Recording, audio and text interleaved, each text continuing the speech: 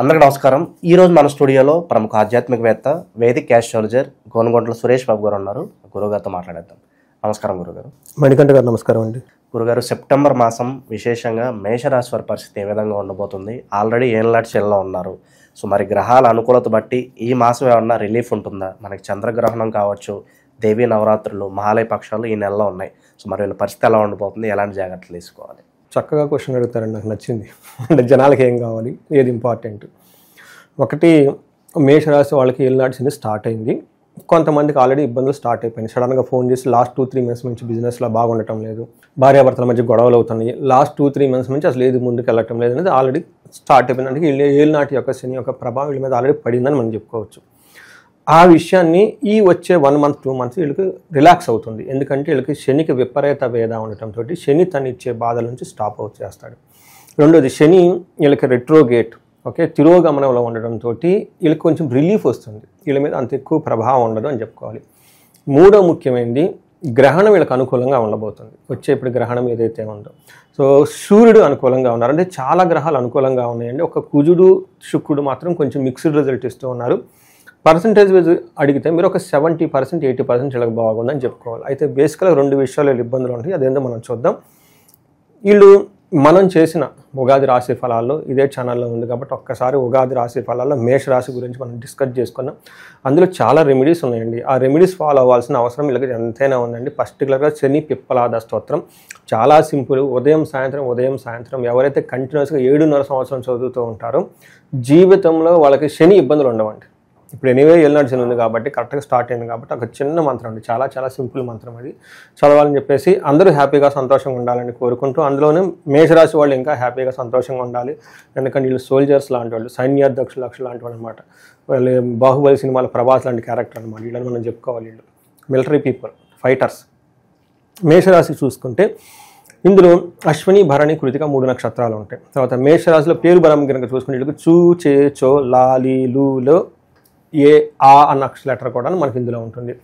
గ్రహస్థితి, సూర్యుడు 17వ తారీఖున మారుతూ ఉన్నారండి. వీళ్ళు వచ్చేటప్పటికి కన్యరాశిలోకి మారుతూ ఉన్నారు. వీళ్ళతో పాటు బుధుడు కూడా మారుతూ ఉన్నారండి కన్యరాశిలోకి. శుక్రుడు సింహరాశిలో ప్రవేశిస్తూ ఉన్నారు 15వ తారీఖున. కుజుడు తులారాశిలో 13వ తారీఖున ప్రవేశిస్తూ ఉన్నారు. ఈ యొక్క గ్రహణం అంటే 4 గ్రహాలు మనకి 15న మూవ్ అవుతూ ఉన్నాయండి. ఈ యొక్క మూవ్మెంట్ మనం చూసుకుంటే చాలా విషయాల్లో వీళ్ళకి వచ్చే 1.5 మంత్ ఎలా ఉంటుందంటే శత్రునాశాంత, శత్రువుల పైన వీళ్ళకి ఆధిక్యత ఉంటుంది. తర్వాత విజయం, అన్ని విషయాలు విజయవంతంగా ఉంటుంది. పుత్రలబ్ధి, పుత్రుల యొక్క లాభం ఉంటుంది. ఒక విషయంలో ఫ్యాటిగు, ఏదో ఒక విషయంలో బాధపడుతూ ఉంటారు. పర్టికులర్గా హెల్త్ రిలేటెడ్ కానివ్వండి, పార్ట్నర్స్తో కానివ్వండి, లేదంటే శారీరకంగా అలసటగా ఉండే అవకాశం ఎక్కువగా ఉంటుంది. ఇది గమనించుకోవాలి. మనం డీటెయిల్స్ చూస్తే సూర్యుడు 6వ ఇంట్లో ఉండటం వల్ల ఇది చాలా చాలా మంచి పొజిషన్ సూర్యుడు కానీ మనకు చెప్తూ ఉంటారు. ఏ విధంగా బాగుంటుందంటే సౌఖ్యాదిన్, యత్న కార్యార్థ సాధనం, దేహరోగాది సంతోషం, వస్త్రధాన్యాది లాభకృత అని మనకి సంస్కృతంలో చెప్తారు. ఈ టైంలో ఏదైనా కనుక పని చేస్తే పని కలిసి వస్తుంది. ఇది బెస్ట్ టైం ఉన్నారండి. ఎందుకంటే లాస్ట్ 2-3 మంత్స్ నుంచి కొంచెం ఇబ్బందులు ఎవరైతే ఉంటారో రిలాక్స్ పీరియడ్ వచ్చింది. ఈ మంత్ నెక్స్ట్ మంత్. ఈ టైంలో ఆ పనులన్నీ చక్కచక్క మీరు ఏళ్ళనాటి శని ఎలా ఉంటుంది అనేది టేస్ట్ లాస్ట్ 2-3 మంత్స్. దాని నుంచి బయటపడటానికి ఇంకా ముందు ఇబ్బంది పడి రాకుండా ఈ మధ్యలో ఏదైనా కనుక కాంప్లికేషన్స్ ఉన్నా, ప్రాబ్లమ్స్ ఉన్నా, లిటిగేషన్స్ ఉన్నా అవన్నీ సెట్ చేసుకోవాల్సిన పరిస్థితి టైం అయితే ఇది బెస్ట్ టైం ఉంది. మీరు అర్థం చేసుకోవాలి. ఎలాంటి పరిస్థితి ఎలా ఉంటుందో లాస్ట్ 2-3 మంత్స్ ఇది సింపుల్ టాస్క్. మీకు ఒక టేస్ట్ ఇచ్చాడు శని. ఇప్పుడు కొంచెం బ్రేక్ ఇచ్చాడన్నమాట. హోమ్ సిక్నెస్, కొంచెం మళ్ళీ రిలాక్స్ అవ్వండి, కంటిన్యూస్గా ఇబ్బంది పడితే బాగుంటుందని. దీన్ని నెగ్లెక్ట్ చేసుకోకుండా ఈ టయాన్ని చక్కగా మీరు సద్వినియోగం చేసుకొని ఎక్కడెక్కడ కాంట్రావర్సెస్ ఉన్నాయి, ఎక్కడెక్కడ లిటిగేషన్స్ ఉన్నాయి, ఎక్కడెక్కడ డబ్బులు రావాలో మీరు కావాల్సినన్ని తీసేసుకొని చక్కగా ఎలాంటి లిటిగేషన్స్ లేకుండా, రిస్క్ లేకుండా ఉన్న ఒక ఎన్విరాన్మెంట్ని ఉంది కాబట్టి అనుకూలంగా అవన్నీ సెట్ చేసుకొని మళ్ళీ వచ్చేదానికి ప్రిపేర్ అవుతూ ఉండటం చాలా అవసరం. అన్ని కష్టాలు తొలగొట్ల మనసులో ధైర్యము, కార్యానుకూలత్వం. సూర్యుడు 6వ ఇంట్లో ఉండటం వల్ల చాలా చక్కగా మంచి చేస్తున్నాడని చెప్పుకోవాలి. అయితే కుజుడు మాత్రం వీళ్ళకి ఇబ్బంది పెడుతున్నాడండి. 7వ ఇంట్లో ఉండటం వల్ల, ఫస్ట్ ఇంట్లో 10వ ఇంట్లో చూడటం వల్ల మిక్స్డ్ రిజల్ట్ అని మనం చెప్పుకోవాలి. కుజుడి గురించి నేను ఎక్కువగా చెప్తాను. ఇది కొంచెం నెగిటివ్గా ఉంటుంది. అన్న వస్త్రాది రాహిత్యం, సదా క్లేశ స్వబంధుభి, కువార్త పుత్ర భాతృణం క్రోధ, సప్తమిగే కుజ అని చెప్తారు. అంటే ఈ కుజుడు 45 రోజులు వీళ్ళకి 7వ ఇంట్లో ఉండటం వల్ల ఏమవుతుందంటే టయానికి భోజనం చేయకుండా ఇబ్బంది పడే టైం ఒకటి ఉంటుంది, బంధువులతో గొడవ అవుతుంది, కువార్త అంటే చెడ్డ వార్త లేని అవకాశం, అంటే ఇబ్బందులు కలిగించే బాధ, అంటే మిమ్మల్ని కావాలని టీచ్ చేసి ఇరికించే వాళ్ళు ఎక్కువగా ఉంటారు. పుత్రులతోటి అన్నదమ్ములతోటి గొడవలు పడే అవకాశం ఎక్కువగా ఉంటుంది, కొంచెం జాగ్రత్తగా ఉండాలి. అయితే కెరియర్లో ప్రోగ్రెస్ మాత్రం చాలా చక్కగా ఉంటుంది. ధనం మీరు అనుకోకుండా మీ చేయి జారిపోయే అవకాశం ఎక్కువగా ఉంటుంది. ఆ తర్వాత మళ్ళీ మీరు ఎంత అనుకున్నా అయ్యో ధనం పోయింది అనేది ఏం లేదు. ఇది ఒక మీకు కాషన్. జనరల్గా మీకు ఏలినాడ్సిలో జనాలు శనిదేవుడు ఇబ్బంది పెట్టేది దేనివల్ల అంటే నచ్చిన వాళ్ళని తీసేసుకుంటాడు, బాయ్ బాయ్ బ్రేకప్ చెప్పి వెళ్ళిపోతారు. రెండోది అప్పటిదాకా జాబ్ ఏదైనా బాగుంటే జాబ్ని తీసేస్తాడు. అప్పటిదాకా మీకు నా దగ్గర ఇంత ధనం ఉంది, ఇంత జ్యువెలరీ ఉంటే మొత్తం తీసుకెళ్ళిపోయి బ్యాంకులో పెట్టించేస్తాడు. ఈ 4-5 పనులు ఎక్కువ శని చాలా ఇష్టం అంటే ఆ పనులను చేస్తుంటారు. అందులోనూ ధనానికి సంబంధించి కొంచెం ఇబ్బందులు పడే అవకాశం ఎక్కువగా ఉంది. కాబట్టి ధనం మీరు మీ దొంగతనం చేయటమా, వేరే వాళ్ళు ఎత్తుకొని పోవటమా, సంథింగ్ అనేది మీకు తెలవకుండా మీ దగ్గర ధనం పోయే అవకాశం ఎక్కువగా ఉంటుంది. కేర్ఫుల్గా ఉండండి. తర్వాత శుక్రుడు వీళ్ళకి 6వ ఇంట్లో ఉన్నారండి. 6వ ఇంట్లో శుక్రుడు అగైన్ మంచిది చేయడు అని మనకు చెప్తూ ఉంటారు. అప్పటిదాకా వీళ్ళని బాగా హంబుల్గా ఉన్న టీం, అప్పటిదాకా వీళ్ళతో పాటు చక్కగా ఉన్న మనుషులు వీళ్ళకి రివర్స్ అయిపోయేసి నువ్వేం చేస్తావు, నువ్వు ఎలా ఇచ్చావు ఏంటని చెప్పేసి నిలదీసి అడిగించుకునే పరిస్థితి అయితే ఉంటుందండి. ఎందుకంటే శుక్రుడు 6వ ఇంట్లో ఉండటం వల్ల సింహంలాగా గర్జిస్తారని చెప్తూ ఉంటుంది మనకి శాస్త్రంలో. శుక్రుడు 6వ ఇంట్లో ఉండకూడదు, కానీ వీళ్ళకి 6వ ఇంట్లో శుక్రుడు ఉన్నాడు. ఈ ఒక్క విషయంలో కేర్ఫుల్గా ఉండాలి. ఈ పీరియడ్ ఒక 30 days అయితే ఉంటుంది వీళ్ళకి. అందులోనూ ఆగస్టు నుంచి లాస్ట్ 10 days చాలా ఇబ్బంది పడే అవకాశం ఉంటుంది. ఇందులో వీళ్ళకి ఏమంటే విరోధ శత్రుపీడ, జ్ఞాతీనాంచ విరోధ, ఆయాసో ధారాపుత్రై ద్వేష్ట, షష్టకే భృగునందని అని మనకు చెప్తూ ఉంటారు. అంటే విరోధం అవుతుంది, శత్రుపీడ ఎక్కువగా ఉంటుంది. జ్ఞాతీనాంచ విరోధ, బంధుమిత్రులతో అయిన వాళ్ళు, బాగా సొంత వాళ్ళు, బాగా నమ్మిన వాళ్ళే మీకు విరోధులయ్యే అవకాశం ఎక్కువగా ఉంటుంది. ఆయాసో ఫిజికల్గా టైర్డ్నెస్ ఎక్కువగా ఉంటుంది. ధారాపుత్ర ద్వేష్ట అని చెప్తూ ఉంటారు. బంధువులతోటి, భార్యతోటి చిక్కులు, అవమానాలు జరిగే అవకాశం ఎక్కువగా ఉంటుంది. కాకపోతే శుక్రుడు లవ్, రొమాన్స్, తర్వాత ఖర్చులు, శుభకార్యాలకు సంబంధించిన ఖర్చులు ఇవన్నీ ఎక్కువగా పెట్టిస్తూ ఉంటాడు. ఈ టైంలో మోస్ట్లీ పూజలు అవన్నీ చక్కగా చేసుకునే అవకాశం ఎక్కువగా ఉంది. అంటే మనం చెప్పిన కుజుడు శుక్రుడు కొంచెం ఇబ్బందులు పెడుతున్నా మిగతా చాలా గ్రహాలు అనుకూలంగా ఉన్నాయి. గ్రహణం కూడా అనుకూలంగా ఉంది. శని వీళ్ళకి కొంచెం రిలాక్సేషన్ పీరియడ్ ఇచ్చాడు తిరోగమనం ఉండటంతో. ఇది ఒక బెస్ట్ టైం అని మనం అనుకోవాలి. మీకు ఇందాక చెప్పినట్లు ఒక 70% ఖచ్చితంగా అయితే పాజిటివ్గా ఉంది. మిగతా 30% అది కూడా ఇప్పటిదాకా మనం చెప్పుకున్న విషయాల్లో బంధువులతో వాళ్ళతో ఫైనాన్స్లో గొడవలు అయ్యే అవకాశం ఎక్కువగా ఉంది. ఈ టైం వీళ్ళు సద్వినియోగం చేసుకోవాలని చెప్పేసి మనం కోరుకుందామండి. ఇక ఈ రాశిలో ఏ నక్షత్రాలు ఉంటాయి, విశేషంగా వాళ్ళకి ఎలా ఉండబోతుంది గురుగారు? మనకి అంగగోచారం అని ఒక కాన్సెప్ట్ ఉంటుందండి జ్యోతిష శాస్త్రంలో. ఇది చాలా బ్యూటిఫుల్ కాన్సెప్ట్. నక్షత్రం ప్రకారం మనం చూసుకోవచ్చు. ఇందులో అశ్విని, భరణి, కృతిక నక్షత్రంలో కనుక చూసుకుంటే సూర్యుడు, కుజుడు, తర్వాత బుధుడు, మనకి శుక్రుడు, ఈ 4 గ్రహాల యొక్క స్థితిని చూస్తే అశ్విని నక్షత్రం వాళ్ళకి ధన ప్రాప్తి, ధనహీనత రెండు ఉంది. అంటే ధనం అయితే వస్తుంది, ధనానికి ఇబ్బంది కూడా పడిపోయే విషయం రెండు చూపిస్తూ ఉంటుంది. కొంతమంది ఎవరో కామెంట్ పెట్టారు, ఏమంటే డబ్బు వస్తుందంట మళ్ళీ డబ్బు పోతుందంటారు, ఏది తీసుకోవాలి? రెండు తీసుకోవాలి. డబ్బు వస్తుంది, డబ్బు పోతుంది కదా. డబ్బు రాకు ఇది వచ్చినప్పుడు ఇట్లా పోతే ఏమడదు కదా, ఏదో వచ్చేది వస్తుంటుంది, పోయేది పోతుందని తెలిసినప్పుడు కాస్త ఖర్చులను తగ్గించుకుంటారు కదా. ఏంటంటే అన్ని గ్రహాలు పాజిటివ్ ఉంటాయి, నెగిటివ్ ఉంటుందండి. సో మనం అది బ్యాలెన్స్గా చూసుకోవాలి. అందుకనే రాశి ఫలాలు చక్కగా వినాలని చెప్పేది. ఎందుకంటే ఇది ఎస్ఆర్ నో గేమ్ కాదండి. It is a combinations of so many factors. Life అంతే కదండి.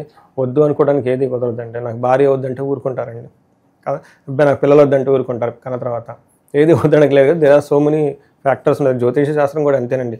ఇది వస్తుంది, ఇది పోయేదని చెప్పేది ఏం కాదండి. There are lot of factors to consider అండి. ఇప్పుడు వీళ్ళకి ధనప్రాప్తి ఉంది, ధనహీనత ఉంది. ధనం వస్తుంది కానీ వచ్చిందని వీళ్ళకి సరిపోదు. లేదంటే పెద్ద ఖర్చు ఏదో వచ్చేస్తున్నది గుర్తుపెట్టుకోవాలి. తర్వాత బంధనము, భయము అని చెప్తా అంటారు. బంధించబడినట్లు ఉంటుంది, భయపడే సిచ్యువేషన్ కూడా ఉంటుంది.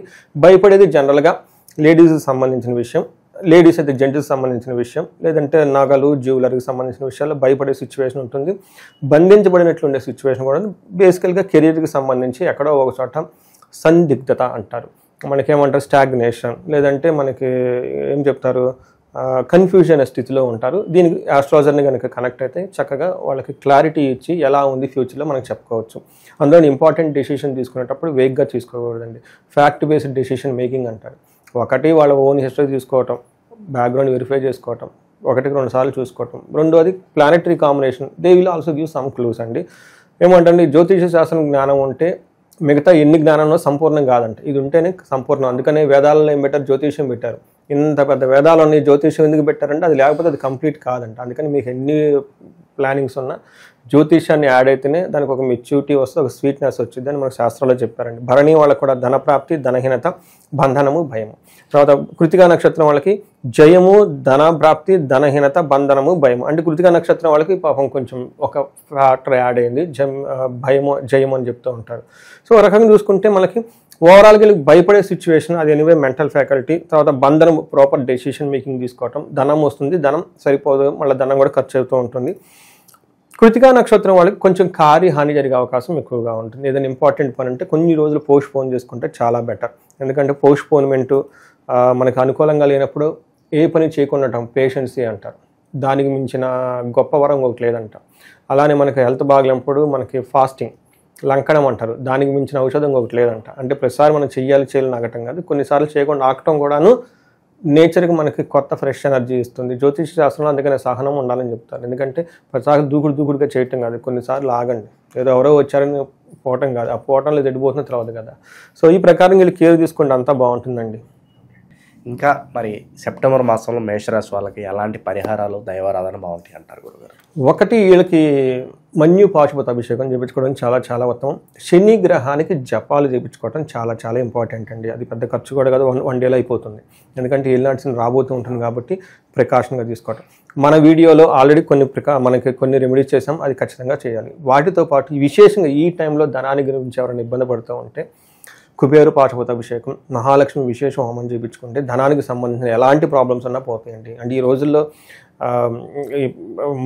ఇయర్లీ 20 లక్షలు 30 లక్షలు సంపాదించుకొని పైన ఉన్న వాళ్ళు చాలామంది ఉంటారండి. అలాంటి వాళ్ళకి ధనానికి ఇబ్బంది పడుతూ ఉంటారు. పెద్ద బిజినెస్లు చేస్తూ ఉంటారు. బిజినెస్ మనీ ఫ్లో ఎక్కడ ఆగకూడదండి. కొంచెం ఖర్చు అయినా చక్కగా హోమాలు ఇవన్నీ చేయించుకుంటే మీరు చేసే ఒక ఎఫర్ట్స్కి 10 ఇంకా రిటర్న్ వచ్చేస్తూ ఉంటుందండి. చేయించుకున్న వాళ్ళు మంచి ఫీడ్బ్యాక్ ఇస్తూ ఉంటే నాకు హ్యాపీగా ఉంటుందండి. సో ఆ ఫీడ్బ్యాక్తో నేను ఇంకా ఎక్కువ మందికి కాన్ఫిడెన్స్గా చెప్పడం, చేయించడం అవన్నీ చేస్తూ ఉన్నాను. తర్వాత వీళ్ళకి వీటితో పాటు ఎవరైనా గనక లిటిగేషన్స్ ఏమైనా ఉంటే, లీగల్ లిటిగేషన్స్ కానీ లేకుంటే వేరే లిటిగేషన్స్ ఏమైనా ఉంటే వీళ్ళు చండీ హోమము లేదంటే సుదర్శన హోమం చేయించుకున్నా చాలా బాగుంటుంది. భార్యాభర్తల మధ్య ఈ రాశి వాళ్ళు, వేరే రాశుల వాళ్ళు ఎవరంటే ధనస్సు, సింహ, కుంభ, మీనరాశి వాళ్ళు ఎవరైనా ఈ ఇంట్లో వీళ్ళతో పాటు ఎవరైనా ఉంటే ఇంకా ప్రాబ్లమ్స్ అధికమయ్యే అవకాశం ఎక్కువగా ఉంటుంది. ఒకసారి కుటుంబం మొత్తం, ఫ్యామిలీ మొత్తం హారోస్కోప్ చెక్ చేసుకొని ఇంట్లో ఏదైనా శివుడికి సంబంధించిన హోమం, రుద్రాభిషేకం కానీ చండీ పారాయణ కానీ కనుక చేయించుకుంటూ ఉంటే ఆ ప్రాబ్లమ్స్ లేకుండా స్మూత్గా ఉంటుందండి ఇల్లంతా.